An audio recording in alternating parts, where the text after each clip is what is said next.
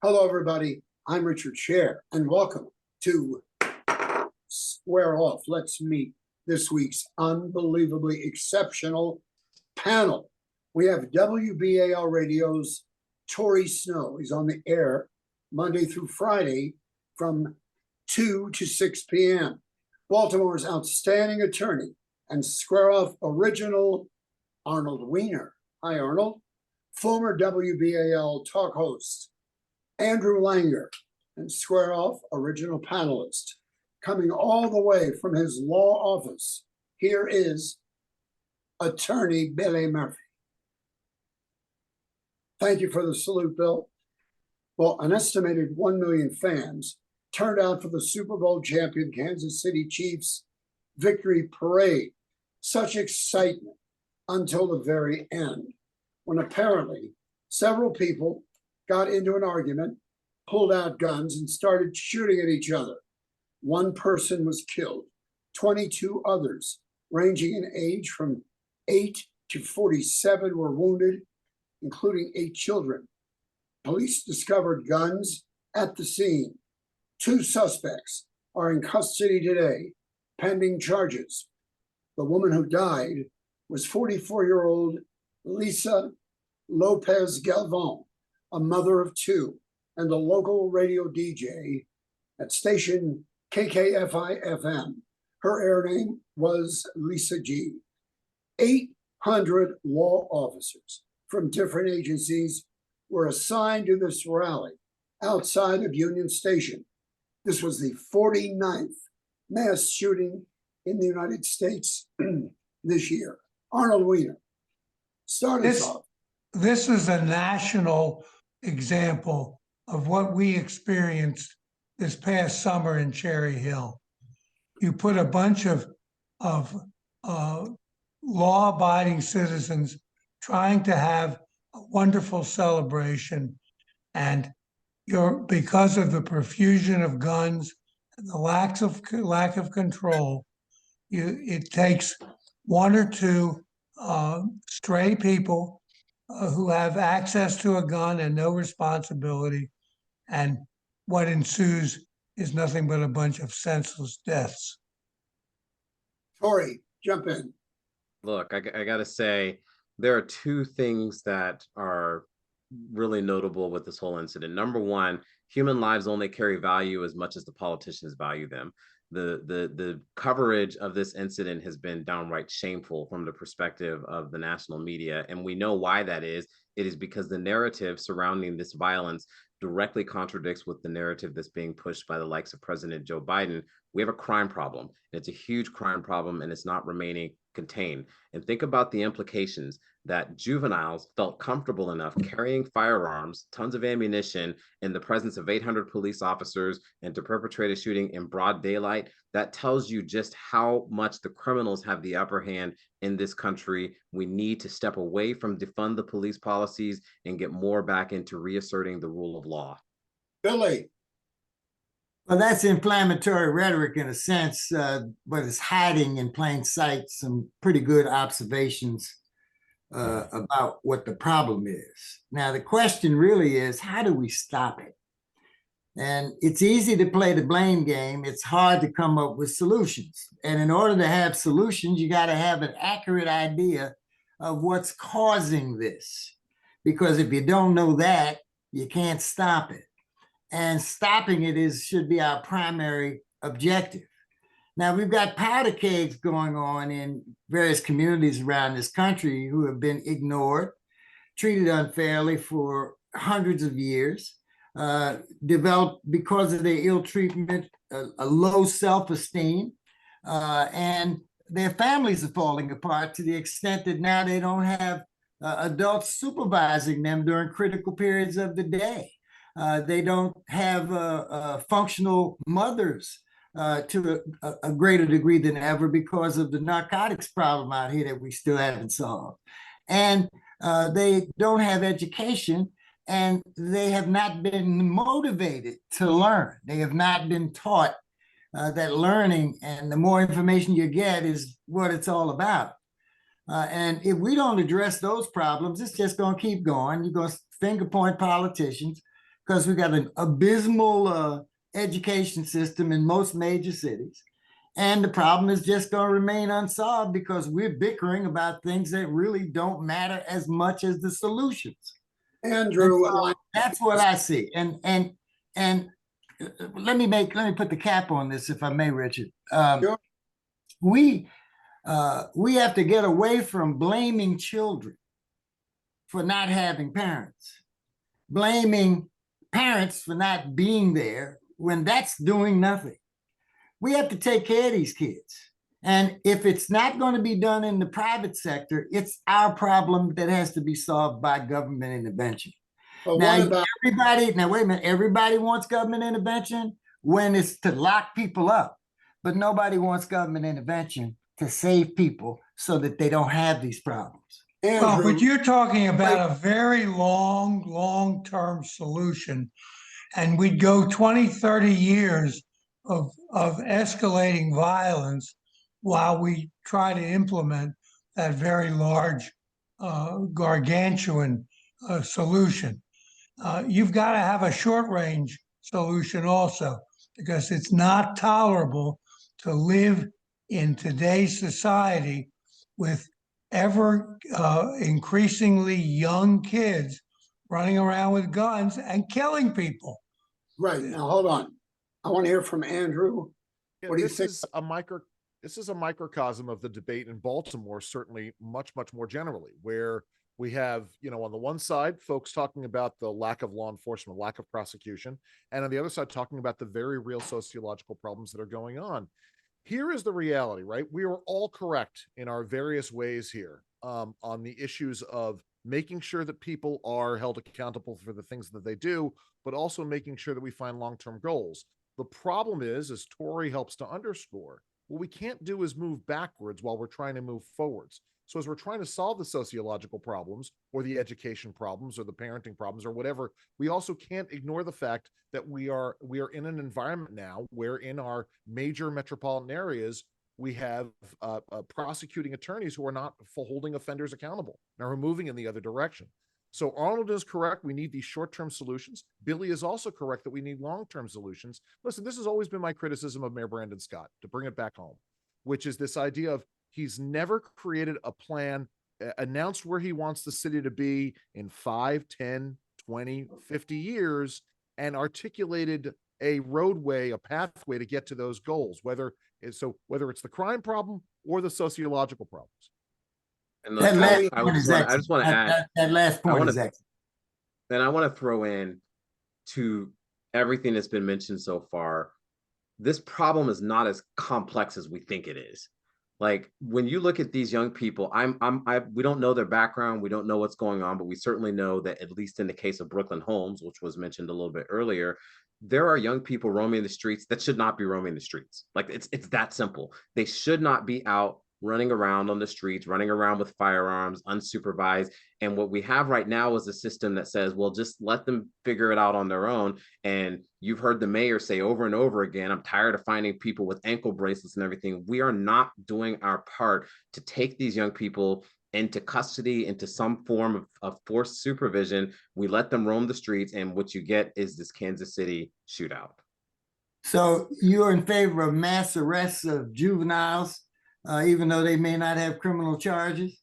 The only way you're going to be able to if they have criminal charges, they should be incarcerated. That's that simple. You walk around carrying a gun. If you break the law that have been imposed by duly elected officials, if they have been proven to not be under any sort of supervision, any sort of accountability, they need to be incarcerated. Now, what that incarceration looks like, I talk about on my show all the time. It can be soft incarceration if you want to put them in a fancy house with, nice rooms and PlayStations or whatever, but they need to be under direct supervision. You cannot just trust them to show up and go to their life coach, or trust them that they're going to go and show up at their appointment with their therapist. They need to be under direct supervision at all times until we can be reassured that whatever sociopathy that's developed in their mind that makes them feel like it's okay to open fire in a group of people with a ton of kids, once that's been resolved, then they can roam the streets. Right now, we're dealing with sociopaths, and we sociopathy, that's inpatient treatment or something. I don't know. Well, one of the things that we've been saying and I don't hear you repeating it, is that we need residential schools where these kids stay in a controlled environment 24/7. That's better than putting them in jail 24/7. And it doesn't cost as much as putting them in jail 24/7. But where's the political will to do something like that we've been discussing now for the past 10 years? We've Isn't got that the what Department of Juvenile Services is supposed to do? No. Department of Juvenile Services is not supposed to provide education. It's supposed to The Department of take Juvenile care of Services people is not after supposed you to put them in. provide Come on now, services. you're revealing your ignorance, Torrey. Look, Juvenile Services has a limited franchise. But what I'm talking about is keeping kids off the street without putting them in behind bars. But I'm or in talking some about kind of taking facility. dangerous kids off the streets. You don't Dangerous. know who's I'm not talking about just any kid. until Okay, If they're guys. walking around with dangerous. a handgun, robbing 7-Elevens, carjacking, stealing vehicles, they should not be on the streets. Everyone should agree with that, and Everybody we can't knows wait that, until someone Torrey, builds a but school for them. how you gonna lock people up without identifying them first as criminals? Well, And if if the they're, police, that's what I'm saying. Once they're identified falling as down on criminals, the job, if once they're they're falling down identified and as they're criminals, not making, if the All right. police are not making the arrest that they're supposed to make, your solution is no solution at all. No, I think the problem here is that you two guys are talking past each other.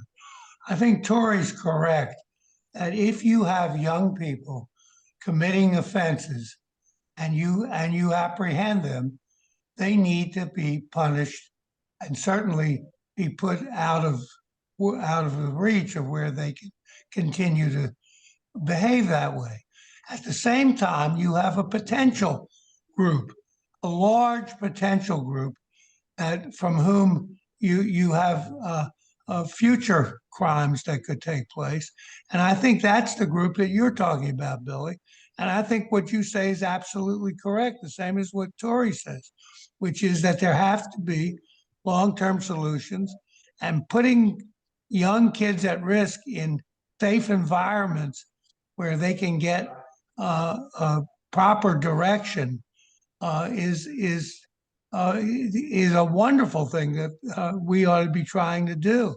What I about don't see anybody proposing it. Aren't the guns a major issue? So many young people getting guns and using them for a variety of crimes that Torrey just mentioned. What about guns? Well, most school shooters have access to their parents' guns, and that's a problem. Many get them even though they are mentally ill at the time that they purchase the guns, because we don't have much protection against that.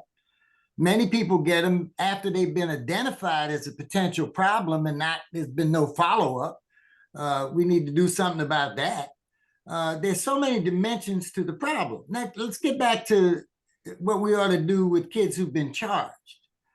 When I first broke into this business, we had robust juvenile services, Right. so that we could take care of wayward kids in a state-of-the-art way. Right now, we are horribly underfunded.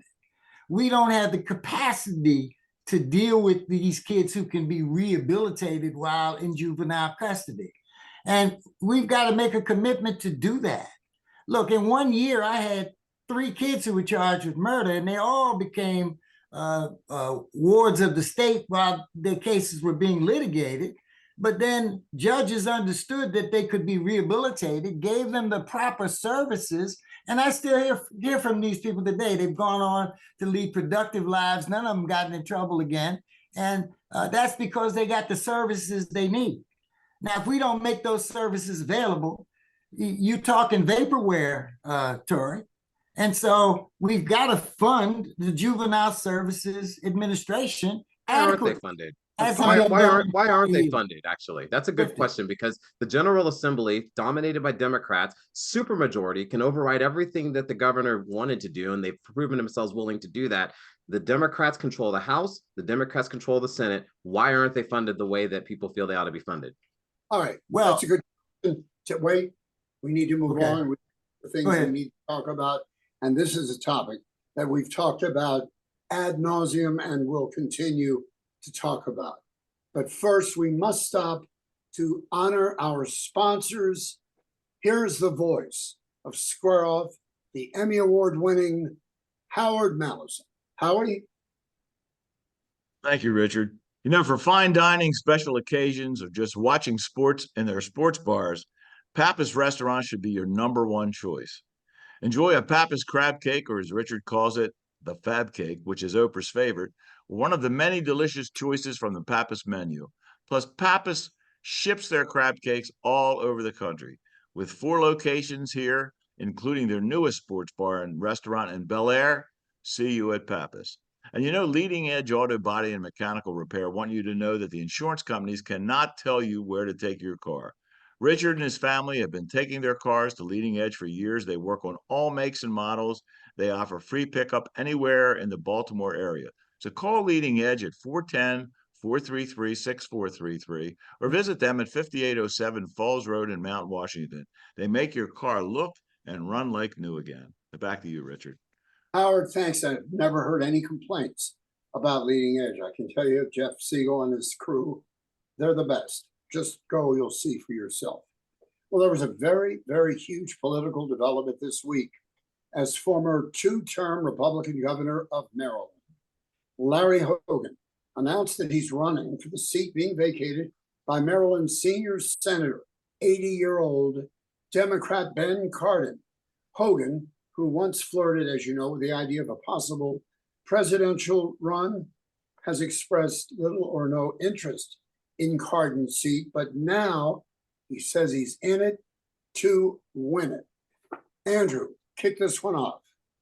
Well, I mean, I wasn't shocked at this. I mean, once it became pretty clear that Larry Hogan wasn't running for president, this was a very likely scenario. Obviously, he leads in the polls, as we've seen. I think he's got the strongest polling right now of any of the candidates that are out there. Certainly, we've seen shakeup in the Republican side of things in the primary with the leading Republican candidate dropping out. Of course, the real issue is that the Democratic Party machine in Maryland, and I don't mean that in a negative way, I mean it is a Democratic Party machine, will pull out the stops to make sure that Larry Hogan does not become the senator, that the Republicans don't get another red seat in the Senate. You can certainly bet that they're going to once again start peeling back on the governor's business dealings before he was governor, and certainly the allegations of racism that the Washington Post and the Baltimore Sun have levied against him because of things like the transit line issues. Those will be brought up once again. This is very much an uphill battle for Larry Hogan, but it's the silly season, so who the hell knows what's going to happen? Arnold, what do you think? I think the prospect of him becoming elected is a mixed blessing. On the one hand, he brings sanity to a legislative body that certainly needs it, and he becomes allied with the more moderate Republican. That's a good thing. The bad thing is that when the Republicans, if the Republicans were to become a majority of the Senate, all the chairmanships change. And then you empower a lot of people you wouldn't otherwise want to empower. And so I'm very much of a mixed view about this prospect. In terms of who's going to win, or mixed view about what? No, if he wins, I think he's got a real race, particularly against David Trone, because I think Trone's done a really good job of showing that he's the kind of a Democrat that's very close to the kind of Republican that appeals to Maryland voter.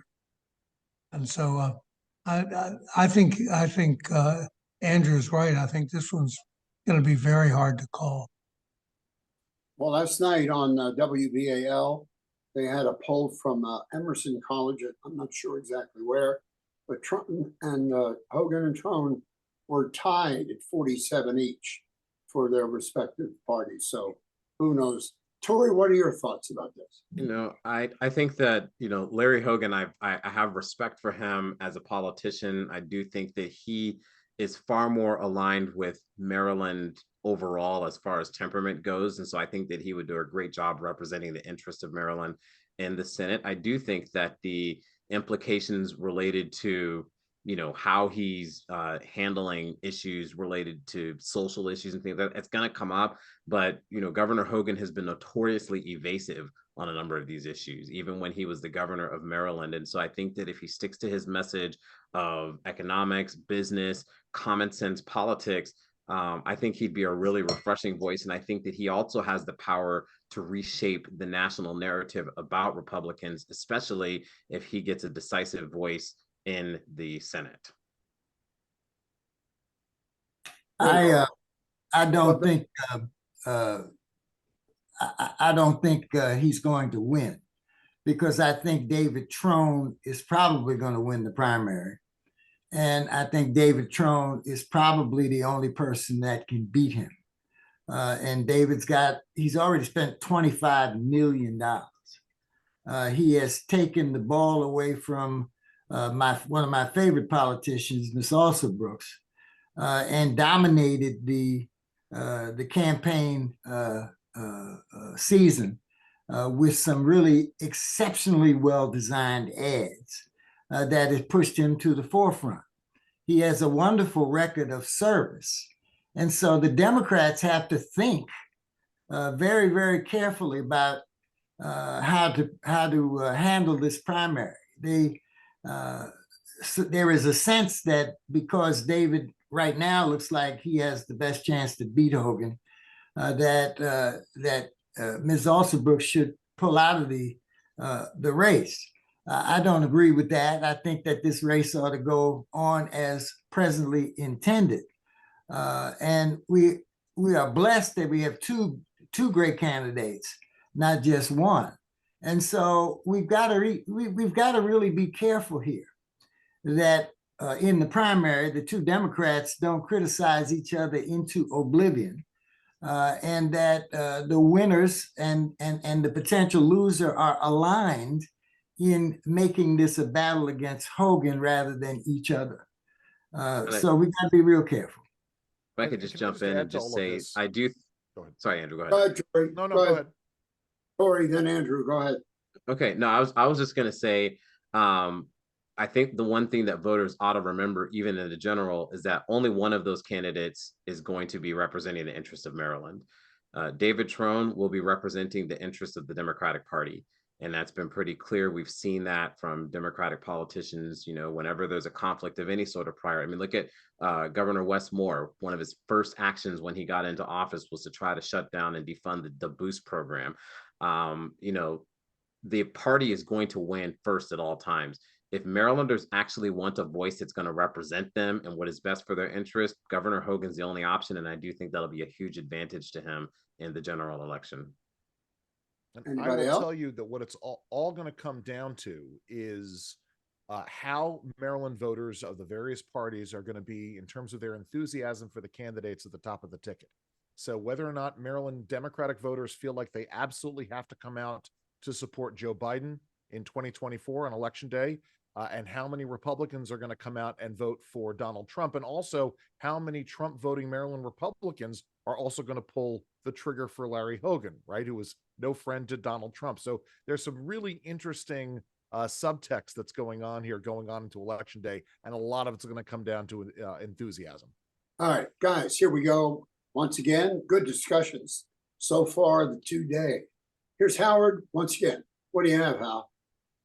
Thanks, Rich. You know, I'm sure you've seen some of the Barry Glazer TV commercials. They're different. They get your attention. They also get you results. That's why Barry Glazer and his team, including an in-house doctor, make no apologies for getting every penny they can from the insurance companies. So when it comes to personal injury, medical malpractice, and now nursing home neglect, Barry Glazer is a guy to call.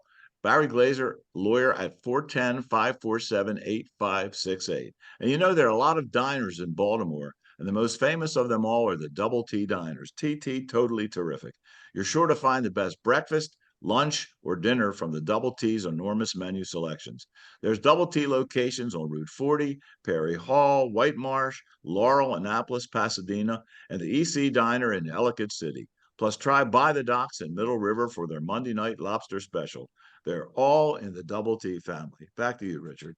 All right, thank you very much, Howard. And let me just say this, that there was a new poll ABC News Ipsos poll that says that 59% of American voters think both Biden and Trump are too old to hold the job.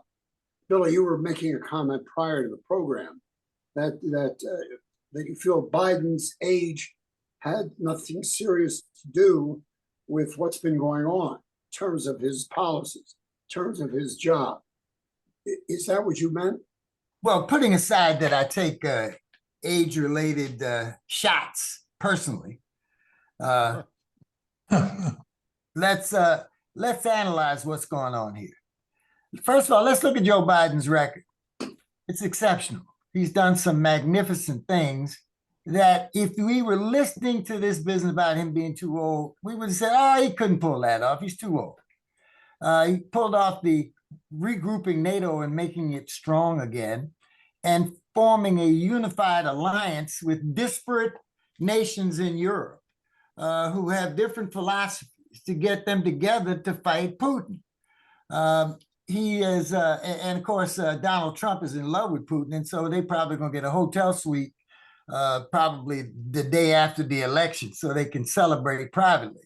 Now, it seems to me that this is a binary choice. So let's go down the list. He put America back to work. He signed a $1 trillion infrastructure bill to repair our roads, our waterways, our bridges, our railroads, bring high-speed internet to rural communities, and for public transportation, something that Republicans have not been good at all.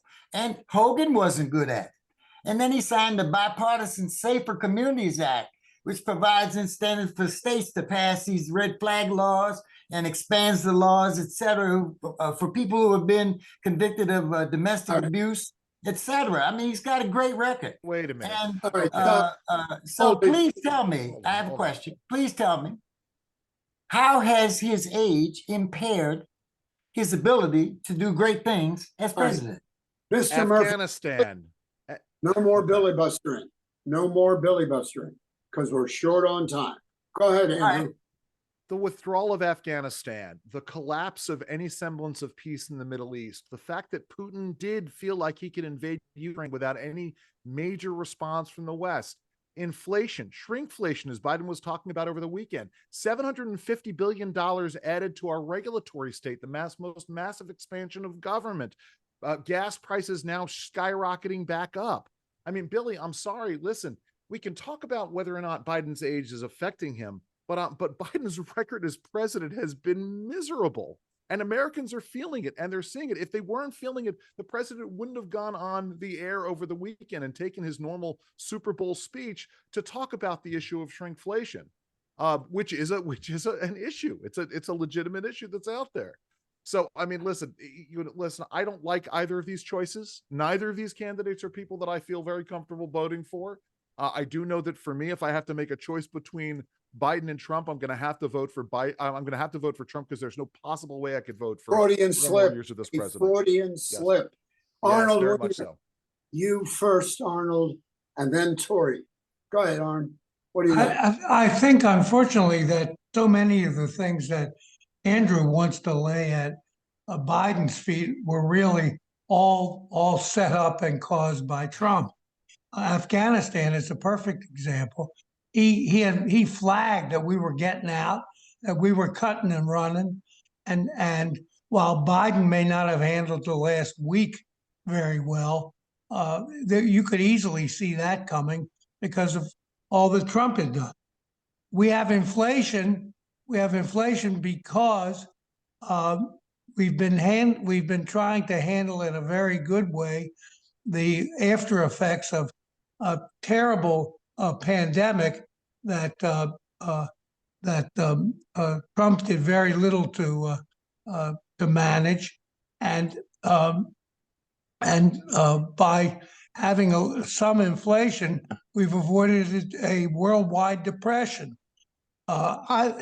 We've kept the alliance together to counter Russia, and to suggest that Putin would hold his fire because of Donald Trump, who says just recently that he would say to Trump, "Go do what you want to do," is contrary to what we all know. So I think Andrew, you're giving Biden a bad rap because you're buying into too much of what Trump says, which is contrary to fact. All right, wait, Andrew, hold on, Andrew. I know Arnold mentioned your name, but we've got to hear from Torrey because we need to start wrapping up. Torrey. Well, I'm just gonna say this, right? Anyone that feels better about this country under the Biden administration, they're just not paying attention. And Andrew didn't even mention the biggest thing that I really hold Biden directly responsible for because of his active engagement in this, and that's the southern border, which is a catastrophic mess. I mean, it is so bad that like you have the Texas National Guard like begging to just for the privilege to defend their own borders. And so when you're looking at this collective number of issues, I listened to the list that Attorney Murphy was laying out about all of the accomplishments. And I remember my dad used to say, don't expect compliments for doing the things that you're supposed to be doing. Everything that was in that list is the blocking and tackling of running a government. When you're the president of the United States, you're expected to deliver on all those things. What we're missing is that edge. And what has happened under the Biden administration, and the reason his age continues to come up, is that he is competing against some of the most shrewd and conniving world leaders on the planet.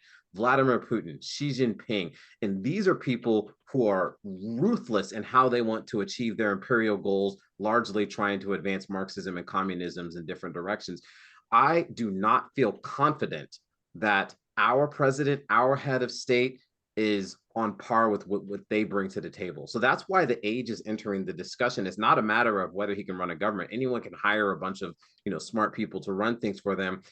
Does that leader bring an intelligent and intellectual and even cognitive edge to allow the United States to outmaneuver all of our rivals with incredible resources who clearly and explicitly want to see our destruction? And I do not have that confidence under the Biden administration. Do you have that confidence in Trump, whose own secretaries of state all said that he was a buffoon? I mean, this guy you asked me if I had that. I will tell you, I didn't worry about foreign policy while Trump was president.